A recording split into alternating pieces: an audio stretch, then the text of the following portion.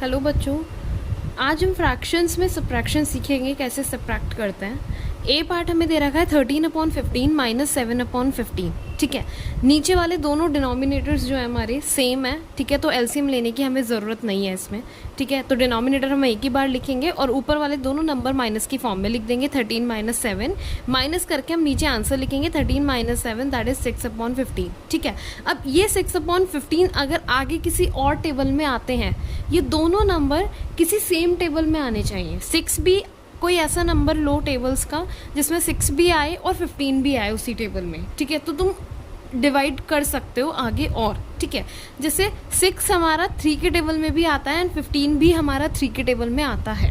ठीक है, दोनों नंबर 3 के टेबल में आते हैं, तो 3 2 6 होता है, 3 5 15 होता है। ठीक है, आगे अगर ये और डिवाइड हो सकता है और कट हो सकता है तो हम और करेंगे। अब 2/5 है, 2/5 ऐसा कोई टेबल है जिसमें 2/5 दोनों नंबर्स सेम टेबल में आए? ठीक है, ऐसा कोई टेबल नहीं है।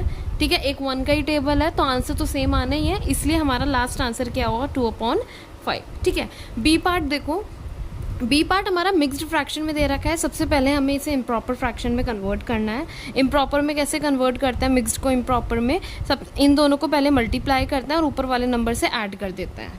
ठीक है, 3 2 6 plus 2 that is 8/3, 3 1 3 plus 1 that is 4/3। Denominator same है, एलसीएम लेने की जरूरत नहीं है। दैट इज एक ही बार हम डिनोमिनेटर लिख देंगे 3 और ऊपर वाले दोनों नंबर हम माइनस करके लिख देंगे 8 माइनस 4 दैट इज 4/3। ठीक है, अब 4/3 हमारा आंसर आ गया।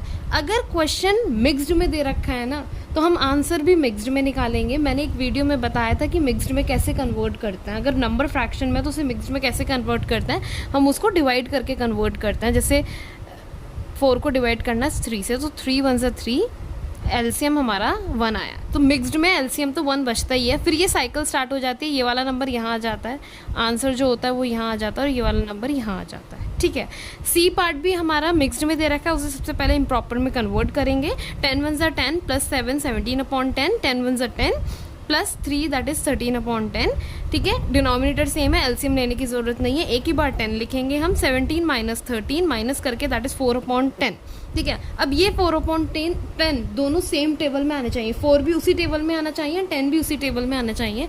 तो 2 का टेबल ऐसा है जिसमें दोनों आता है, 4 भी आता है और 10 भी आता है। तो 2 2 4 हो गया, 2 5 10 हो गया। अब 2/5 ऐसे नंबर आए हैं जो हमें चेक करने पड़ेगा आगे कि ये दोनों किसके टेबल में आता है, दोनों नंबर्स। ठीक है, ऐसा कोई टेबल नहीं है जिसमें 2 भी आता हो 5 भी आता हो, बस 1 का ही टेबल है। अगर 1 से भी करेंगे तो दोबारा आंसर हमारा वही आ जाएगा सेम। तो हमारा लास्ट आंसर क्या हुआ 2/5।